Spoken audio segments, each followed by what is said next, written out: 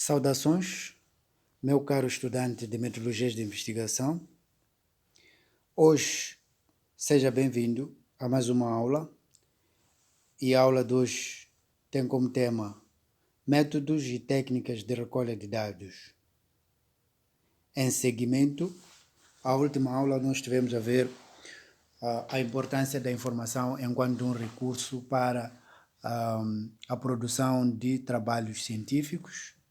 Hoje vamos ver quais são os instrumentos que são utilizados, quais são as técnicas que são utilizadas para recolher essa informação, para recolher os dados, para alimentar o processo de produção científica, de produção de trabalhos científicos. Em termos de objetivos, vamos apresentar os diferentes métodos e técnicas de recolha de dados, vamos caracterizar os métodos e técnicas de coleta de dados, ao mesmo tempo que vamos elucidando a importância e a aplicabilidade de cada método e técnica de recolha de dados. Coleta de dados. A coleta de dados objetiva a obtenção de informações sobre uma determinada realidade. Portanto, nós recolhemos informação para obter o conhecimento, não é? Recolhemos dados para produzirmos informação a respeito de uma determinada realidade que tem a ver com um objeto natural ou artificial, ou que tem a ver também com um fenômeno natural ou também um fenômeno artificial. Conforme o tipo de pesquisa, tanto em função do tipo de pesquisa, há um determinado conjunto de informações que são necessárias para poder realizar essa pesquisa. E em função desse tipo de informações necessárias também há uma exigência de um determinado método a ser usado, que também requer o uso de uma determinada técnica de recolha de dados, e o que vai exigir também o uso de determinado instrumento ou determinados instrumentos de coleta de dados, assim como as habilidades por parte da pessoa que vai fazer a coleta de dados no campo. Assim como acontece com um bolo, né? Você pode ter todos os ingredientes, mas se não conhece a técnica necessária para misturar ingredientes e a técnica de cozedura necessária, as habilidades necessárias para fazer essas misturas, você não vai conseguir fazer o bolo.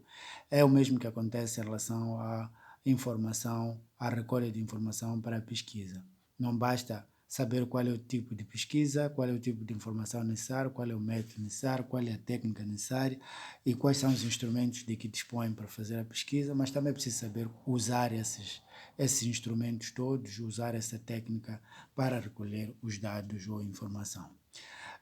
Sendo o turismo um setor onde as pessoas interagem, a observação, o questionário e a entrevista são as técnicas mais frequentes. Portanto, são 3 técnicas fundamentais e são as técnicas usadas em pesquisas sociais onde se insere o turismo. Portanto, o turismo é uma ciência social, então as pesquisas sociais trabalham muito com observação, trabalham muito com questionários e também com entrevistas para tirar informação junto das pessoas. Há 8 aspectos fundamentais a considerar quando se trata de coletar informação ou dados. O primeiro aspecto é o tipo de pesquisa, né? Que tipo de pesquisa deve ser considerada, o fato de cada tipo de pesquisa exigir determinados cuidados, o uso de determinada informação, que vai exigir também informação necessária, que vai exigir método específico, vai exigir técnica específica, instrumento específico, vai exigir habilidade e vai exigir outros recursos, né? Materiais, recursos financeiros, equipamentos ou meios a usar, mas por fim há um recurso especial que é o tempo, que deve ser considerado, porque a pesquisa ela é finita, não podemos iniciar um projeto de pesquisa, executarmos que não acaba, então tem que terminar a pesquisa para iniciarmos outras pesquisas. Técnica de coleta de dados. São 5 as principais técnicas de coleta de dados que vamos abordar nas metodologias de investigação enquanto estudantes de turismo. A primeira técnica é a observação, a segunda é a entrevista, a terceira é o questionário, a quarta é os grupos focais, né? E a quinta é a pesquisa documental.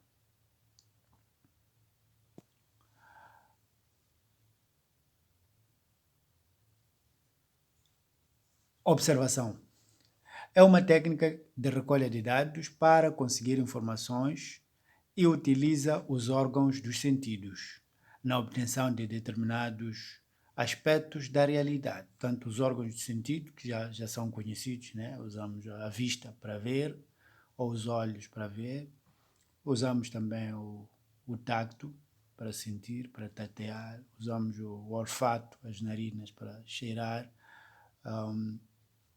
usamos os ouvidos, né?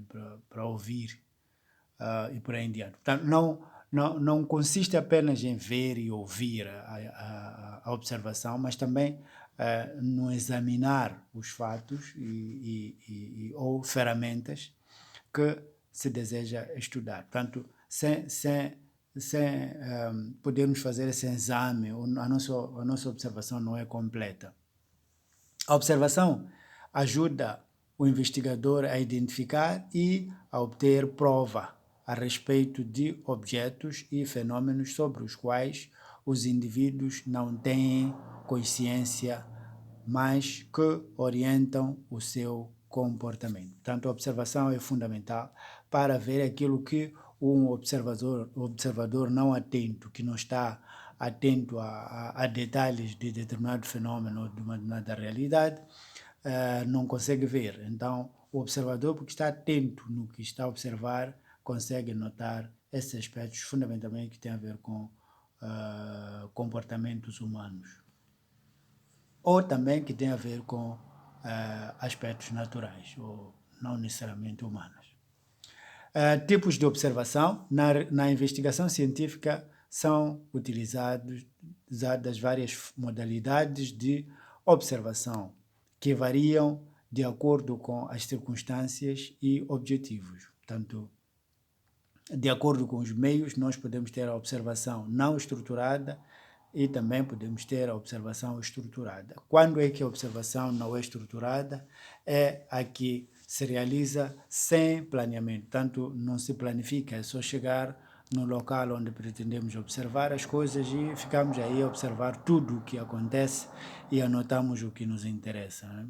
Enquanto que a observação estruturada é a que se realiza em condições controladas para se responder a objetivos que foram anteriormente definidos. Normalmente são clarificados quais são os aspectos que pretendemos observar e como é que vamos fazer essa observação. Portanto, de acordo com os meios, a observação pode ser não estruturada ou estruturada. E a estruturada também requer um planeamento, requer o conhecimento e a listagem das operações específicas para o seu desenvolvimento. Pronto, vamos estruturar, clarificar que queremos observar, por exemplo, o comportamento dos banhistas na praia, e aí temos que listar quais são os aspectos que queremos observar dos banhistas. Queremos ver quanto tempo se ficam expostos ao sol, quanto tempo ficam dentro da água a mergulhar, quanto tempo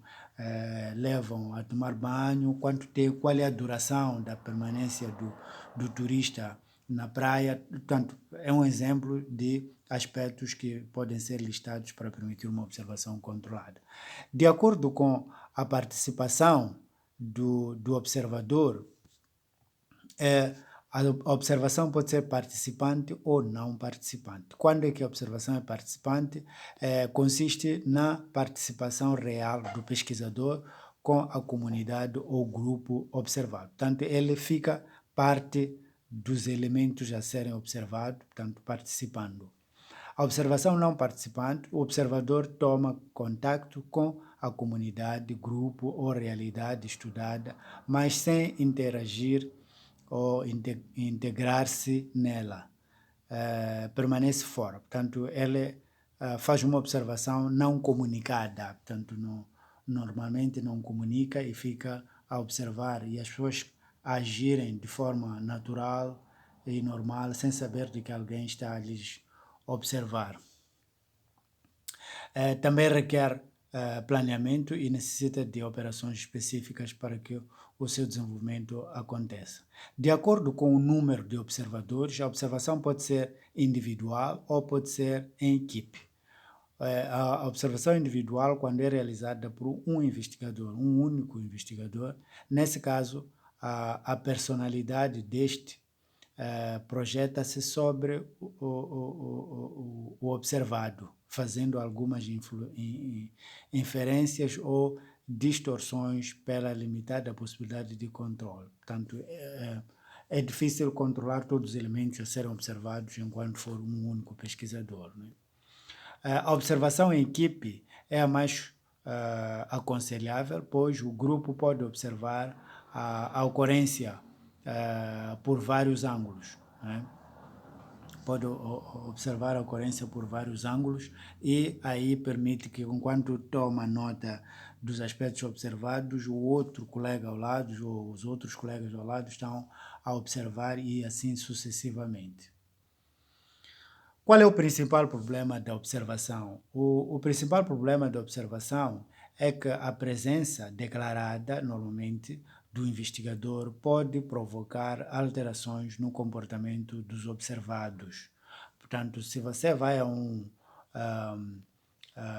mercado e quer ver, por exemplo, agora que é o contexto de Covid, quer ver como é que as pessoas se comportam perante as medidas de contenção da propagação da Covid, não é? E se você dizer que está a fazer uma pesquisa ou se tiver uma câmara de filmar, as pessoas vão perceber que estão a ser filmadas e vão deixar de agir de forma espontânea. Então vão querer mostrar que estão a fazer o que normalmente não fazem. Enquanto que se for uma presença não declarada, aí as pessoas vão agir de forma natural. Portanto, a presença declarada do investigador pode provocar alterações no comportamento dos observados, distorcendo a espontaneidade dos mesmos e produzindo resultados pouco confiáveis. Caro estudante, vai identificar as vantagens e desvantagens da observação. Pode recorrer a esta obra, Schutter 2003, ou pode recorrer a tantas outras obras, incluindo Marconi e Lakatos, que é a obra de referência que temos estado a utilizar, para listar as vantagens e listar as desvantagens da observação enquanto uma técnica de coleta de dados. A segunda técnica é a entrevista. A entrevista é um encontro entre duas pessoas a fim de que uma delas obtenha informações a respeito de determinado tema mediante uma conversa de natureza profissional. Portanto, é uma pessoa que está a fazer perguntas e a outra está a responder, porque essa pessoa que está a responder tem informação que interessa a quem pergunta e essa pessoa que pergunta é porque não tem essa informação e precisa dessa informação para realizar a sua pesquisa científica. As perguntas são feitas oralmente e as respostas são registradas pelo investigador. O uso desta técnica exige um pouco de habilidades da parte do investigador ou do inquiridor para conduzir uma conversa mais frutífera. Portanto, tem que conhecer as técnicas, tem que conhecer a técnica e tem que saber como conduzir esta entrevista para trazer os resultados desejados. Tipos de entrevista. Existem 3 tipos principais de entrevista: a entrevista estruturada, a entrevista não estruturada e a entrevista de painel. A entrevista estruturada é aquela em que o entrevistador segue um roteiro previamente estabelecido. Portanto, o entrevistador faz uma lista de perguntas que vai perguntar, desculpe a repetição, que vai colocar a pessoa que deverá responder. E durante a colocação das perguntas não há improviso de novas perguntas. Se eram 15 perguntas, são as 15 perguntas que deverão ser colocadas e acabou a entrevista.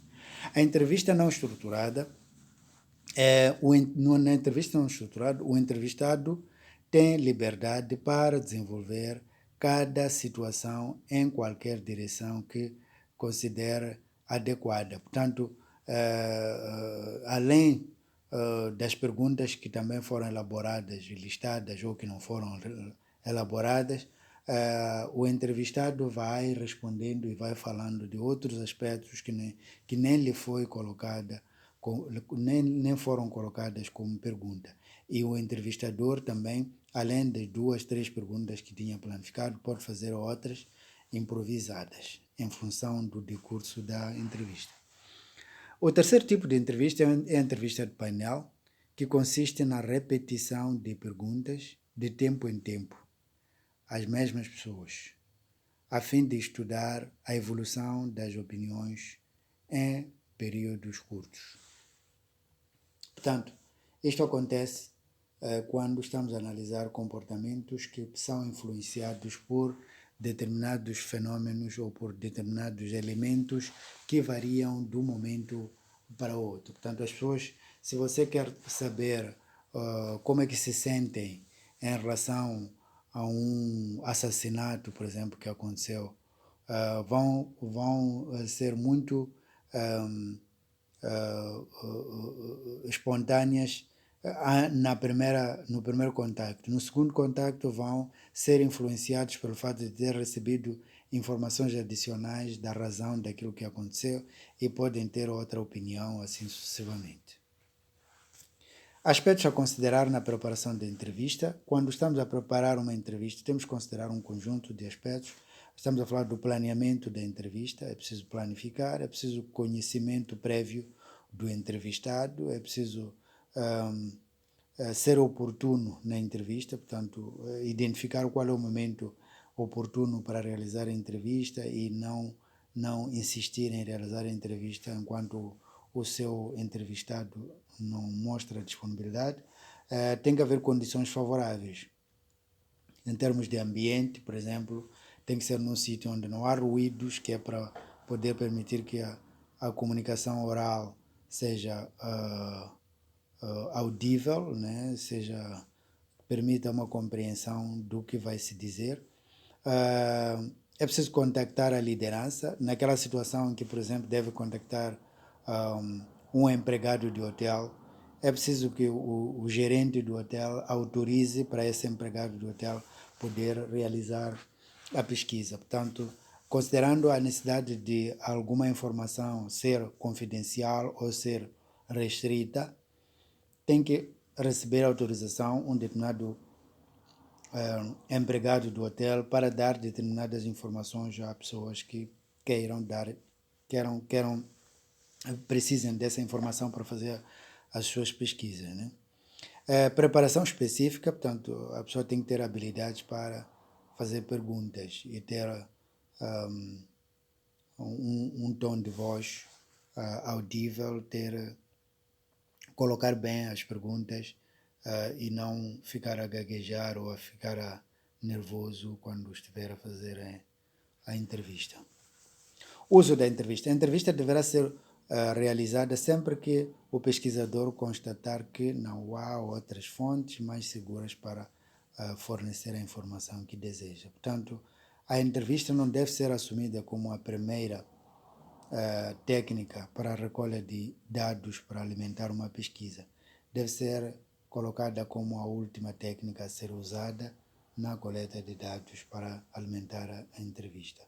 A entrevista é um meio de observação e conhecimento de opiniões, atitudes e crenças. Portanto, a entrevista é usada para questões comportamentais, questões de conhecimento, de opiniões, de atitudes e de crenças das pessoas. Trabalho para a consolidação deverão identificar as vantagens e desvantagens da entrevista, não é?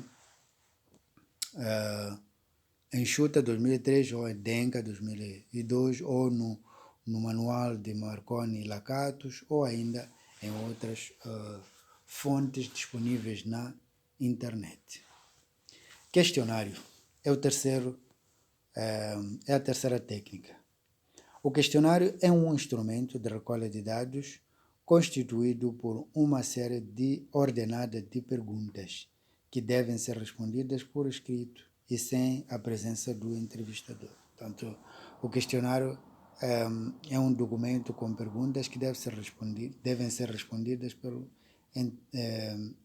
entrevistado na ausência do entrevistador. O objetivo do questionário é obter de forma sistemática e ordenada informações sobre as variáveis que intervêm em uma investigação científica em relação a uma população ou uma amostra determinada. Portanto, quando estamos a aplicar o questionário, temos que ter em conta que, na maioria dos casos, o questionário é aplicado por uma população.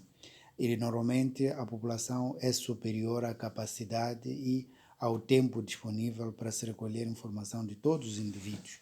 Então, aí pode-se trabalhar com toda a população, quando a população é finita ou quando a população é acessível toda ela, mas também pode-se trabalhar com uma amostra, portanto, com um grupo restrito, extraído da população mãe, para representar esta população mãe como, em termos de características que pode-se inferir dessa população mãe. Exemplo, quem são os turistas? De onde vêm? O que fazem? Pensam? O que pensam? Quais são os sentimentos deles? Quais são as opiniões deles sobre o destino turístico por aí em diante? Essas perguntas todas são agrupadas e permitem que haja uma lista de perguntas que depois vai trazer uma lista de respostas. Quais são os tipos de questionário que existem? Existem questionários abertos, questionários fechados e questionário de múltipla escolha. O questionário aberto é quando permite ao inquirido responder livremente, usando linguagem própria e emitir opiniões, né? Esse é um questionário aberto, portanto, cria oportunidades de o entrevistado ou o inquirido ter liberdade de fazer as respostas. O questionário fechado é aquele em que o respondente, a pessoa que responde, escolhe sua resposta entre duas opções. Este tipo de questionário, embora restrinja a liberdade de respostas, facilita também, por outro lado, o trabalho do investigador na codificação e na análise, né, na inserção dos dados numa base de dados para fazer análise. E aí é fácil analisar as frequências ou as percentagens ou os volumes, né? E por fim temos o questionário de múltipla escolha. Consiste em perguntas fechadas, mas que permitem uma série de possíveis respostas. Portanto, para a mesma pergunta pode haver duas respostas ou mais. Portanto, abrangendo vários aspectos do mesmo assunto. A quarta técnica são os grupos focais. Os grupos focais, segundo Rodrigues, 1988, o grupo focal é uma forma rápida, fácil e prática de pôr-se em contato com a população que se deseja investigar. Tanto Gomes e Barbosa, 99, acrescentam que o grupo focal é um grupo de discussão informal e de tamanho reduzido, com o propósito de obter informações de caráter qualitativo em profundidade. Tanto o grupo focal é um grupo informal de tamanho reduzido. Krieger, 96, descreve o grupo focal como pessoas reunidas em uma série de grupos que possuem determinadas características e que podem e que produzem dados qualitativos sobre um determinado sobre uma discussão focalizada, portanto, sobre uma discussão que tem um foco, que tem um aspecto específico a ser abordado. É uma técnica baseada no grupo de discussão, portanto, trabalha-se com um grupo de discussão. Grupos focais é uma técnica de coleta de dados baseada na reunião de um grupo homogêneo ou heterogêneo. Portanto, pode ser um grupo homogêneo, pode ser um grupo heterogêneo, onde faz-se um conjunto de exercícios e discussão conducentes ao fornecimento de diversas informações. Na minha pesquisa do meu mestrado, eu trabalhei com esta técnica, grupos focais, e criei um grupo constituído por 8 a 10 pessoas, né? Que cada um representava um grupo específico de profissionais ou de pessoas da comunidade, entre pescadores, pessoas que trabalhavam nos estabelecimentos turísticos, um artesão, um agricultor, um líder comunitário, um comerciante, né? Então, todos esses, um jovem, e todos esses estavam envolvidos numa discussão sobre a opinião deles a respeito do que da reação da comunidade local em relação ao desenvolvimento do turismo na zona costeira de Inhambane. O objetivo desta técnica, portanto, do grupos focais, é obter, de uma forma sistemática e imediata, informações sobre as variáveis que intervêm em uma investigação em relação a uma população determinada. Como, por exemplo, como fazem e pensam, sentimentos, opiniões, experiências sobre um determinado assunto. Trabalho para consolidação, terão que baixar este texto disponível na internet para ler, ler e resumir as ideias fundamentais sobre os grupos focais que consta deste trabalho. E por fim, análise de conteúdos ou pesquisa de documentos. É uma técnica de recolha de dados frequentemente usada para estudar os conteúdos das comunicações de massa, como por exemplo da televisão, dos conteúdos da rádio, do jornal, da internet, dos grupos sociais, neste caso das plataformas digitais, chamados das redes sociais, através de classificação em categorias da comunicação. É uma técnica de pesquisa usada para descrever de forma objetiva, sistemática e quantitativa de conteúdo manifesto da comunicação. Portanto, é uma técnica usada fundamentalmente para analisar conteúdos. Neste caso, o objetivo da análise são as ideias e as mensagens contidas em textos, cartazes, slogans de propaganda, emissões de rádio ou de televisão, fotografias, filmes, ecrãs, entre tantas outras plataformas que contêm informações que podem ser analisadas de acordo com a natureza da pesquisa.